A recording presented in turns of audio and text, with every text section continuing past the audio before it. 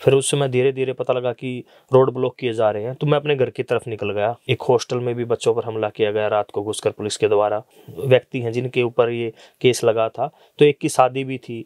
कुछ महीने के बाद हमारे कोर्ट से सम्मन आते हैं कि आपके ऊपर केस और ये धाराएं लगाई गई हैं, आपको कोर्ट में पेश होना पड़ेगा। तो कितने लोगों का नाम था आप वाले मामले में? 14 जनों का। तो हाथ पे टैटू थे, टैटू भी उतरवा लिए थे मैंने उसमें आर्मी की तैयारी के दौरान। अच्छा, इस दौरान 9 साल के दौरान कितनी पेशियां आपने भुगती? मैंने लगभग 56 में से एक छुट्टी ली है। जब मैं बीमार था लगभग मैं सारी तारीखों पे गया हूँ निःशुल्क। उन्होंने 9-10 साल हमारा केस। यानी कि वकील साहब, जसवीर सिंह ढुल किसान आंदोलन में भी बहुत एक्टिवली रोल प्ले किया, जाट आरक्षण में भी काफी रोल था। लेकिन एक समय ये था कि नेता अपने अपने घर की ओर चले गए, वो पेशियां हमारी ऐसी लगती रही। किसी भी समाज के जो नेता होते हैं अपना घर भरने का काम करते हैं। चेहरा रोज अखबारों में छपता था, टीवी पर दिखाई देता था, उन लोगों ने साथ नहीं दिया। मन खट्टा है उसको लेकर के। हाँ, मन खट्टा है और काफी मतलब उस कह सकते हैं गुस्सा भी है, रोष भी है। के भी जाने की सोच रहा था कि मैं यूके जाऊं, तो कहीं ना कहीं मन में एक ये था कि भाई वेरिफिकेशन में दिक्कत आएगी।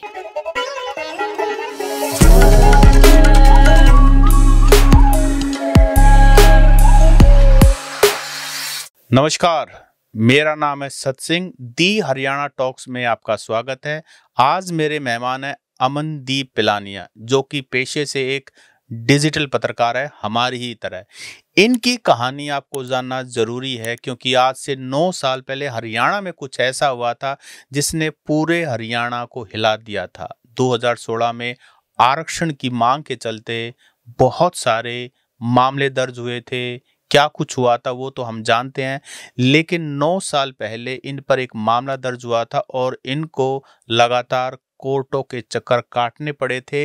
इनको मानसिक भी कितना कुछ सहन करना पड़ा था, आज इनकी कहानी इन्हीं से जानते हैं। अमनदीप भाई, आपका हमारे पॉडकास्ट स्टूडियो में स्वागत है। जी धन्यवाद सर। अच्छा अमनदीप भाई, ये बताइए कि ये मामला 2016 में फरवरी के दौरान, हमें याद है हम रोहतक में अभी स्टूडियो में बैठे हैं, तो यहाँ से पड़ोस में दिल्ली बाईपास है, आईजी की कोठी है, यहाँ से मामला शुरू हुआ था।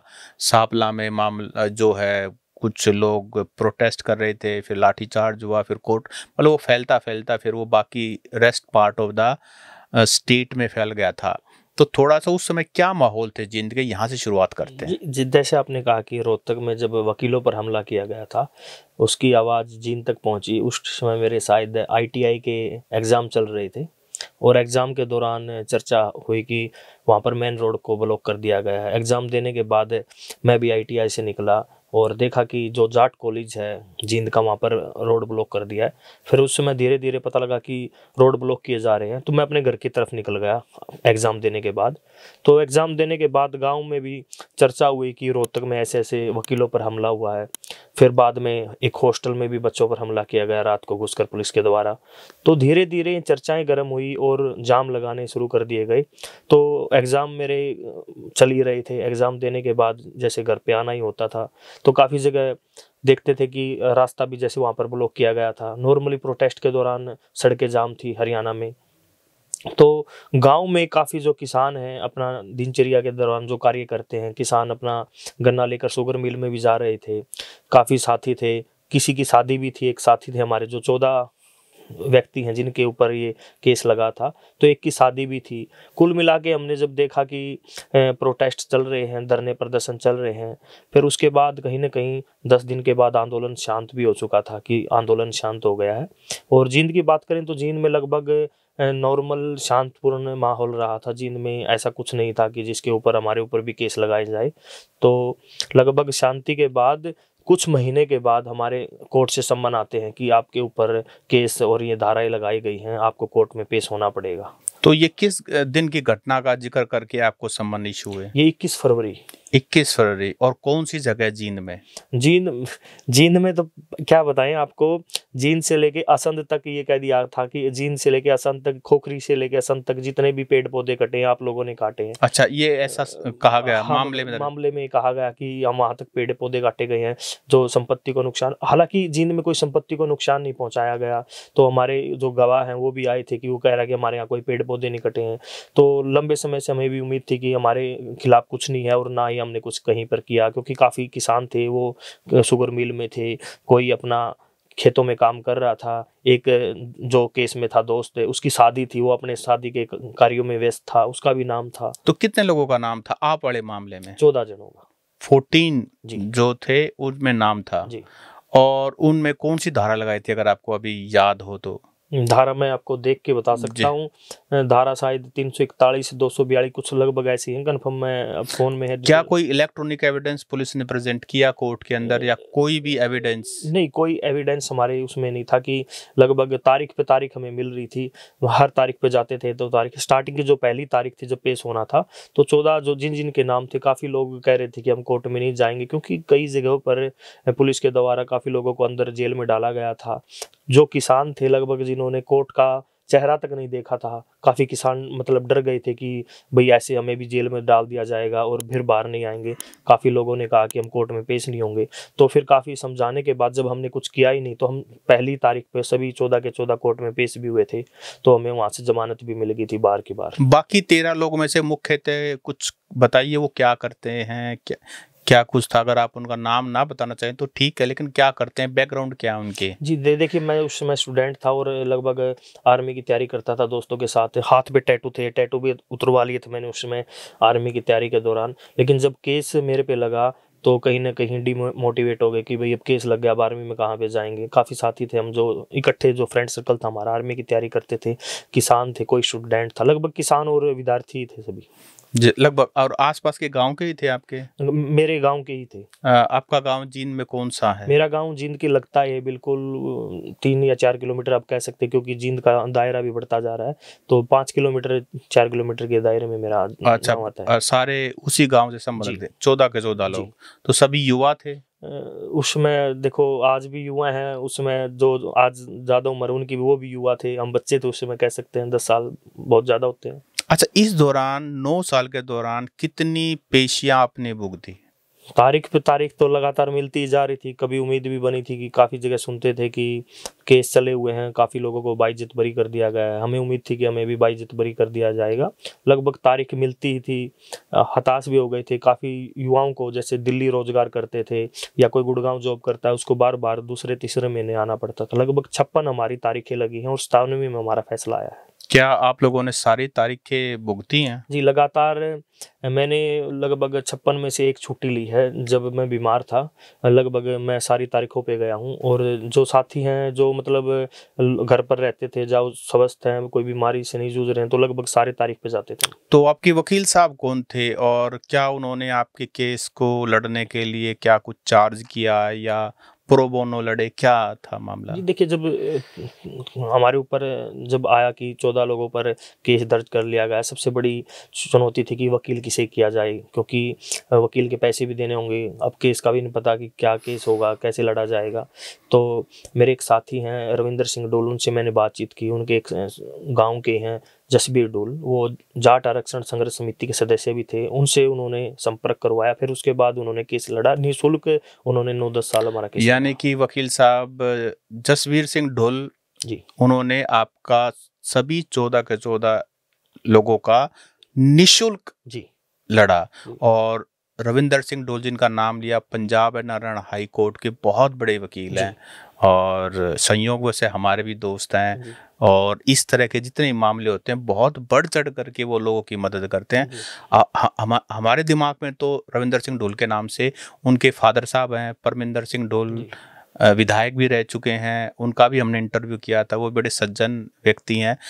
अमन भाई, अब मेन बात मैं ये जानना चाहता हूँ कि जींद जो है किसान आंदोलन में भी बहुत एक्टिवली रोल प्ले किया, जाट आरक्षण में भी काफी रोल था। तो जो हमारे नेता जन हैं, नेता लोग हैं, उन्होंने आपकी कितनी मदद की?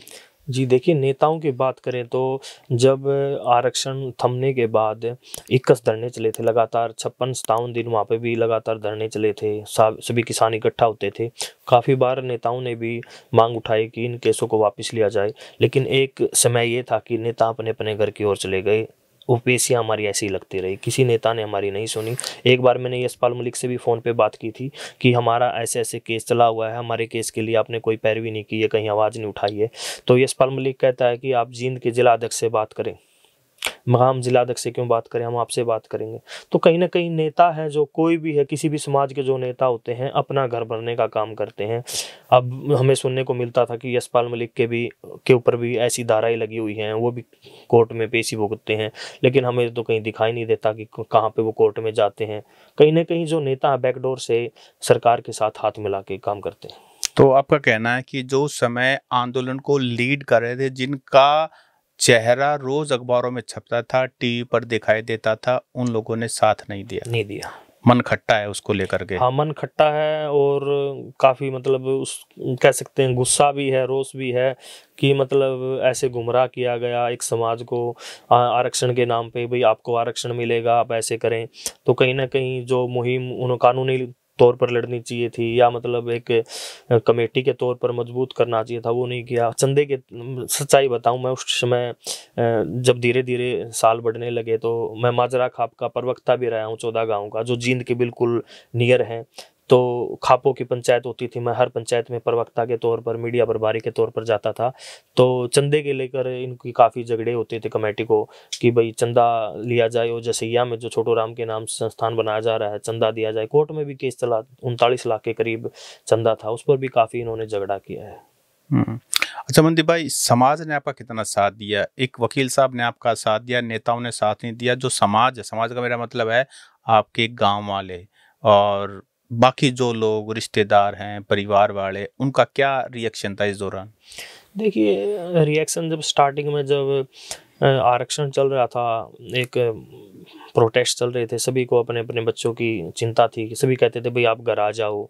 जैसी चिंता तो थी उस टाइम, लेकिन जब केस लग गया कहीं ना कहीं चिंता और बढ़ गई। काफ़ी जगह सुनने को मिल रहा था कि वहाँ पर उनको जेल में डाल दिया गया है। तो आसपास के जैसे माहौल है, जैसे एक ही हम बात करें, पाना होता है गांव में, लगभग 14 में से 11 जने एक ही पाना के, हम पिलानिया पाना, तो 11 पिलानिया गोत्र के थे। तो एक परिवार से, एक पाना से 11 व्यक्तियों के नाम आना काफ़ी चिंताजनक था परिवार के लिए भी, और आसपास के माहौल में भी कहीं कुछ अंदर ना डाल दें। क्योंकि जब एक का तो बच्चा ही उस टाइम शायद 1-2 महीने का था, आज वो 9-10 साल का हो गया है। तो काफ़ी चिंता ही थी परिवार की। जब ये धीरे धीरे के चलने लग गया तो फिर समाज भी समझने लग गया कि भाई कहीं ना कहीं इंसाफ तो मिलेगा आखिर में इनको। तो 9 साल में क्या खोया, क्या पाया इस दौरान जो आपने सफ़र किया? 9 साल में जैसे मैं बता रहा था आपको, आर्मी की मैं तैयारी कर रहा था। मतलब एक था कि मैं आर्मी ज्वाइन करूं, और उस टाइम जैसे नहर पे और स्टेडियम में सुबह शाम, जैसे सुबह भी जाना होता था 4 बजे उठ के, और दोपहर शाम मतलब प्रैक्टिस वगैरह करते थे हम। एक ही शायद एक भर्ती में ही जाने पाया, 1 या 2 भर्ती में हिसार में गया था। उसके बाद फिर ये केस लग गया। उसके बाद मेरा मन ही टूट गया, वहाँ नहीं जाएंगे, अब आर्मी में नहीं जाएंगे। अब केस लग गया, वहाँ बाद तैयारी करना। आपको लगता है 9 साल पहले जब आप आईटीआई कर रहे थे और फौज की तैयारी भी कर रहे थे, अगर वो घटनाक्रम ना हुआ होता तो आप कहीं बढ़िया सरकारी नौकरी में या अपना कुछ बढ़िया कर रहे होते? हाँ, लगता था कि मतलब आखिर लगे, देखो अड़चन मन में थी कि तेरे ऊपर केस है। एक बार मैंने सोचा कि मैं यूके भी जाने की सोच रहा था कि मैं यूके जाऊं। तो कहीं ना कहीं मन में एक ये था कि भाई वेरिफिकेशन में दिक्कत आएगी, एक मन में खटास तो थी। आपका ड्रीम ना बाहर जाने का हुआ ना यहाँ सेट होने का हुआ? हाँ, नहीं हुआ। तो पत्रकार बन गए? पत्रकार, अब देखो जिंदगी किस मोड़ पे ले जाती हो तो किसी को नहीं पता होता लाइफ में कब क्या होता है। साथ साथ में फिर मैं पॉलिटिक्स में भी एक्टिव था। जैसे माजरा खाप में प्रवक्ता था, उसको छोड़ के मैं लगभग इनेलो में भी रहा, पदों पे काम किया मैंने, विभिन्न पदों पे। यूथ कांग्रेस में जिला अध्यक्ष भी रहा हूँ मैं जींद से। मैं तो विभिन्न पदों पे काम किया। 21 में मैंने पॉलिटिक्स को छोड़ छाड़ के अपने जर्नलिज्म चूज किया, और CRUC से मास कम्युनिकेशन किया। अब कंटिन्यू में पत्रकारिता कर रहा हूँ। अब पत्रकारिता कर रहे हैं। तो आपको क्या लगता है जिम्मेदार कौन है ये जो कुछ हुआ? आपके नाम किसने दिए? किसी पुलिस वाले ने दिए, गांव वालों ने दिए, या थाने में बैठ के जो मन में आया वो नाम लिख दिए? देखिए, हमें अभी तक लगता है कि गांव में किसी व्यक्ति ने हमारे नाम दिए।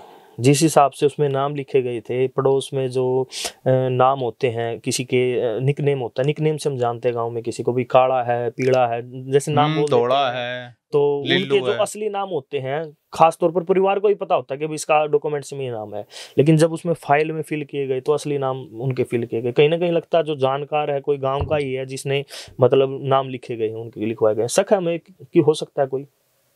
आज अब 9 साल बाद परिवार से बात करते हो, परिवार वालों की भी अपने सेंटिमेंट रहे होंगे, पेरेंट्स के भी अपने सेंटिमेंट रहे होंगे कि देखो उस केस ने कितना कुछ बदल दिया जीवन में। जब ये केस का फैसला आया, मैंने व्हाट्सएप स्टेटस लगाया था, तो घर पे दादी ने भी जैसे देख लिया था, भाई ने दिखा दिया था, तो आगे परिवार में खुशी हुई, रिश्तेदारी में से भी फ़ोन आए, मैसेज आए कि अच्छा हुआ पेंडा छूट गया, लगातार दिक्कत थी, कोर्ट में जाना होता था, तो वो तो है ही। तो आपको लगता है कि सिर्फ 14 लोगों के साथ नहीं, हरियाणा में बहुत सारे और युवाओं के साथ भी यही हुआ है? क्योंकि पिछले दिनों जैसे हमने अखबार में देखा, भिवानी में भी, रोहतक में भी, अब धीरे धीरे करके इस तरह से बरी होते जा रहे हैं, केस से बिल्कुल आप उनको फ्री किया जा रहा है। देखिए, हम तो बरी हो गए, लेकिन असली दुख जब आता है, जब हम कोई रिपोर्ट देखते हैं, जब आरक्षण के दौरान 30 नौजवानों को अपने प्राण त्यागने पड़े थे, उनके परिवार को देखते हैं, उनकी कहानियां हम सुनते हैं न्यूज़ के माध्यम से, या कोई साथी जाता है उनके घर पर, तो दुख उनका आता है। हम अपना दुख ज़्यादा बड़ा नहीं मानते उनके सामने। तो अब जब कभी कोई कहता है कि आरक्षण के मामले में मैं तारीख भुगत रहा हूँ, तो आप अपने आप को रिलेट करके देखते हैं कि इस भाई का दुख कितना बड़ा है? मैं तो कुछ मानता ही नहीं। वो जिसने परिवार से अपना कोई नौजवान खोया, बेटा खोया है, मैं तो ये तो मानता हूँ हमारा तो कुछ भी नहीं है, हम परिवार के साथ तो हैं। अब छोटे छोटे बच्चे हैं जिनके गए हैं, वो देखते हैं, वो फोटो लगा रखा घर पे, जिनकी उम्र मतलब 25-25, 26-26 साल के हैं, वो नौजवान चले गए। वो क्या आरक्षण था, क्या मतलब कह ही नहीं सकते क्या था उस टाइम। अमन दी भाई, आपने जैसे बताया कि उस दौरान आप ITI कर रहे थे, फिर आपने पॉलिटिक्स को ज्वाइन किया, फिर आप कांग्रेस पार्टी में भी रहे, फिर उसके बाद इनेलो कांग्रेस, और आप पत्रकारिता कर रहे हो, तो यानी आपने सारे पहलू देख लिए। जाट आरक्षण का जिम्मेदार आज आप किसको मानते हो? क्योंकि आपने हर तरफ जाके देख लिया, उस तरफ भी उस तरफ भी, पत्रकारिता में एक न्यूट्रल स्टैंड है। आप क्या कहते हो कि सत्ता पक्ष जिम्मेदार था, विपक्ष जिम्मेदार था, या बस वो होना ही था? देखिए, माहौल जब क्रिएट होता है उसके बारे में हम क्या कुछ होता है कुछ नहीं कह सकते। मैं 2015 की बात करता हूँ, दिसंबर महीने की, नवंबर महीने की, मैं ITI कर रहा था। जींद की जाट धर्मशाला में सूबे सिंह समैण मीटिंग करते हैं कि भाई जींद के जो एकलव्य स्टेडियम है उसमें एक पंचायत बुलाएंगे, एक बच्चे की जरूरत है जो सोशल मीडिया को अच्छे से जानता हो। तो ITI से मेरे को बुलाया गया स्पेशल। मैं ITI से आज जिंद की जाट धर्मशाला में, मैंने उस टाइम सोशल मीडिया पे समाज के नाम से कुछ पेज भी क्रिएट किए थे, मतलब मीटिंग के मैसेज देने के लिए। तो काफ़ी चीज़ें देखी मैंने, नज़दीक से समझा। जो नेता लोग होते हैं वो क्या करते हैं, वो सबको अपनी अपनी होती है, ना तो उनको समाज की होती। अब यशपाल मलिक हरियाणा में आ गया तो हरियाणा के नेता उसकी टांग खींच रहे थे कि भाई दूसरे स्टेट का हरियाणा में आ गया। अब जो बूम होता है जनता का, उसको नहीं ना नेताओं से लेना होता ना उन्होंने, तो बस वो दिखते कि हमारी मांग है, क्या मांग है, आरक्षण की मांग है। पहली बात तो जब ये आंदोलन क्रिएट हुआ, आंदोलन स्टार्टिंग में आरक्षण के नाम पे होगा भी आरक्षण का है, लेकिन जब ये वकीलों पर मारपीट की गई, जब बच्चों को हॉस्टल में बढ़कर पीटा गया, तो उस समय एक मैसेज सर्कुलेट होगा कि हमारे बच्चों को पीटा जा रहा है। जो रास्ते जाम किए गए थे वो आरक्षण के लिए नहीं किए गए थे, वो थे इंसाफ के लिए कि हमारे बच्चों को बेकसूर मतलब हॉस्टल में बढ़कर पीटा जा रहा है। तो इसलिए कहीं ना कहीं मैसेज जो सर्कुलेट हुआ था वो मतलब अपने बच्चों को बचाने के लिए एक मतलब वो इकट्ठा हुआ था। और आंदोलन में जहाँ तक हम बात करें तो शरारती तत्व अब कह देते हैं, वो अब सरकार का भी प्रोपगंडा भी हो सकता है, या कह सकते हैं कि उसमें विपक्ष भी अपनी राजनीति साधने का काम करता है। काफ़ी लोग हैं जो मतलब रोटियां सेकने का काम करते हैं आंदोलन में। चौधरी वीरेंद्र सिंह डूमर खां आपके एरिया से बहुत बड़े नेता हैं और वो सरकार में भी रहे, जी, तो उनसे मदद नहीं मांगी, उन्होंने मदद नहीं की? देखिए, जो नेता होते हैं बस कहने के होते हैं कि भाई ये इस एरिया का नेता है, वो इस एरिया का नेता है। लेकिन उस समय मुझे नहीं लगा कि जींद का कोई नेता है। उस समय किसी ने मतलब आके पूछा है और है, बस ये सुनने को मिला था कि चौधरी बीरेंद्र सिंह, यशपाल मलिक वो मीटिंग कर रहे हैं दिल्ली में, इस समय मीटिंग होगी, बस ये मैसेज सुनने को मिलता था, आज दोपहर में है या शाम को मीटिंग है, बस इतना सुनने को मिलता था। कोई मतलब अच्छा खासा रिस्पॉन्स नहीं मिल रहा था, क्योंकि चौधरी बीरेंद्र सिंह बीजेपी में आ गए थे, कोई उम्मीद नहीं थी उनसे। मुझे कोई उम्मीद ही नहीं थी चौधरी बीरेंद्र सिंह डूमर खां से। नहीं, कोई उम्मीद नहीं थी। वो बीजेपी में आ गए थे, लगता नहीं था कि वो मतलब इतना, वो लग रहा था कि भाई सेटलमेंट करवा सकते हैं, जो केस लगे हैं बच्चों पर वो वापिस हो सकते हैं, बस इतनी उम्मीद थी। कि अब एक चीज नहीं समझ में आती, आप एक आंदोलन कर रहे हैं, आंदोलन किसी मांग को लेकर कर रहे हैं, लेकिन जब आंदोलन की समाप्ति होती है बस वो होता है कि हमारे केस वापस ले लो। मांगे भूल जाते हैं एक टाइम पर, बस केसों की चिंता रहती है कि हमारे केस वापस ले लो। इस 9 साल के एपिसोड में आपने क्या एक जीवन की सीख सीखी? जीवन की सीख वो कहते हैं ना, सुनो सबकी, करो अपने मन की, देखो क्या चल रहा है आपके आसपास। मतलब बसने में कोई खुश नहीं है, उजड़ने में सब खुश है। आजकल देखा जा रहा है कि जो हमारा यूथ है बहुत जल्दी प्रभावित हो जाता है। किसी नेता की स्टेटमेंट आती है, कोई नेता अपने आप को जाट समाज को अपील करते हुए कहता है, कोई दूसरे समाज को कहता है। तो आपको क्या लगता है कि जो युवा आज आपको सुन रहे हैं, आपकी लाइफ से इस घटना से क्या सीख सकते हैं? मैं बता रहा था जैसे सर आपको, मैं 2012 से इनसो से मैंने शुरुआत की थी। इनसो जिला महासचिव था 2012-13 में। तो कंटिन्यू मैं इनसो जो छात्र संगठन है इनेलो का हुआ करता था, अब जेजेपी का है। तो उसके बाद फिर मैं यूथ इनेलो का अलका उप प्रधान बना। तो उसके बाद फिर वो खाप, जैसे ये जो कंडेला खाप के प्रधान है टेकराम कंडेला, तो उस टाइम थोड़े उनकी से नाराजगी थी गांव में, तो इसलिए खाप अलग करनी पड़ी। तो फिर माजरा खाप का मैं प्रवक्ता रहा।